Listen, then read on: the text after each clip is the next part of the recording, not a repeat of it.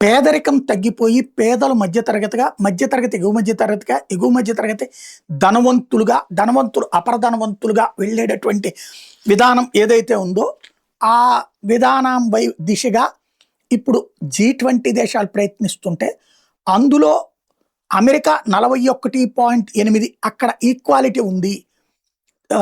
డబ్బులకి సంబంధించి ఒక 50 మంది, మిగతా ఈ సెక్షన్స్ కుంటే ఒక 50% మంది మాత్రం ఈక్వల్‌గా ఉన్నారు. చైనాలో 35.7% మంది అలా ఈక్వల్ సంపాదనతో ఉన్నారు. బ్రిటన్‌లో 32.4% మంది ఇన్‌కమ్ ఈక్వాలిటీ దాటుకొని నిలబడ్డారు.